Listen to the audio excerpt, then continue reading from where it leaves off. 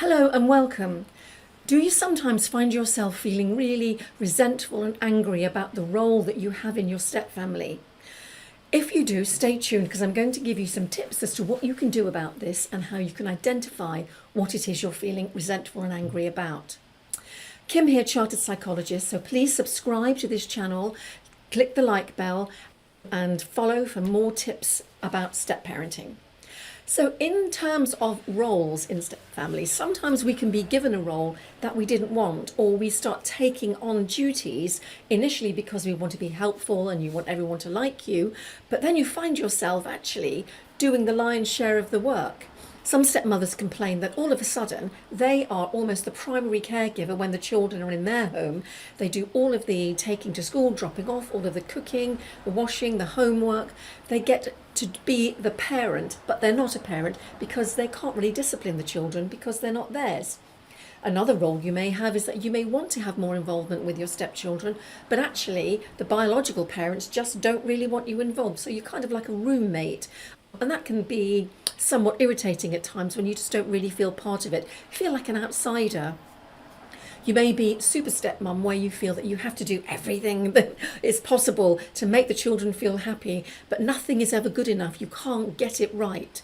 Sometimes other people think you should assume a role, like the grandparents, the other biological parents, which you just don't want. And then you find yourself stuck with this, but there doesn't seem to be much that you can do about it. Well, here we go. Here are some of the things which you can do. The first thing is to acknowledge your feelings. Because if you're in a role that you don't want, you will know by the way your body is reacting to this that some strong emotion is being. So think about what it is you're thinking, what it is that you don't like about the current role that you've got, and thinking, how did I get this? Who has assumed I would have this role in the family? Because quite often the biological father will just want somebody to take on the role of mum. They're not doing it to be mean or unkind. It's just that this is what they think women do, and we kind of go along with it to begin with, but actually then it starts to really grate on us because they're not our children. If you want that role, fantastic, and that's wonderful. But if you don't, your body will start to tell you that something is wrong, especially when you're feeling resentful about things or taken for granted. So acknowledge your feelings, think about what's going on, what aspects of being a stepmother and the role that you're in that you do not like and you would wish to change.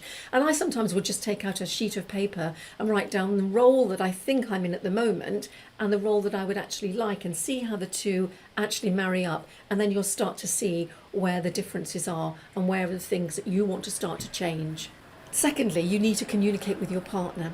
If you're taking on aspects of step parenting that you just don't want to do, you need to be honest with your partner about it. Now, this can be difficult, and having these assertive conversations can sometimes leave you feeling incredibly anxious because you don't want to upset the apple cart, you don't want to seem petty or small-minded, and you want to be helpful because you love your partner and you really want to help. But if you are having to take on too many things in a role that you really don't want, you do need to be honest about it because it will only damage your relationship in the long run.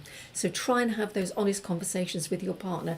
Maybe talk it through beforehand with a trusted friend of how you're going to put this, because like I said, you don't want to seem petty and you don't want to do it when you're feeling angry or resentful because that will leak out of you. So from the other exercise that you might have done where you sort of looked at the role you've got and the role you want, think about how you can redefine and reset your boundaries. What is it you don't like about the role that you've got? Are you doing too much childcare on your own? Are you lonely?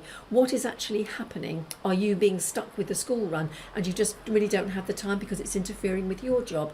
So think about what it is and where you want to set the boundaries, because this is really important when you're discussing changing your role with your partner and with the other members of the family, because they may just honestly assume that you're happy with it because you didn't say anything.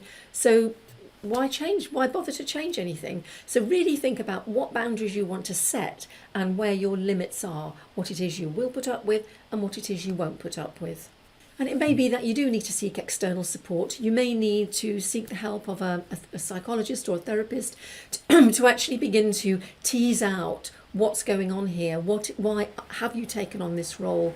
Why aren't you able to talk about not doing certain things. So sometimes actually seeking external support can be incredibly helpful to get you to understand where your feelings are coming from and what it is you actually want to change. And then, of course, you need to be patient. Just because you want to change your role doesn't mean it can happen automatically, especially if you've been doing things like the school run or cooking all of the meals. Maybe, you have to be patient and wait until you can start to change your schedule with your partner. You can shift things around. Maybe the other biological parent can get more involved. But you do need to be patient. It's not going to happen overnight. Sometimes it will be a gradual change, but if you're being assertive about what it is you want to change, you won't find this patient bit too difficult, because you know that the change is going to come. Just give it time and it will happen.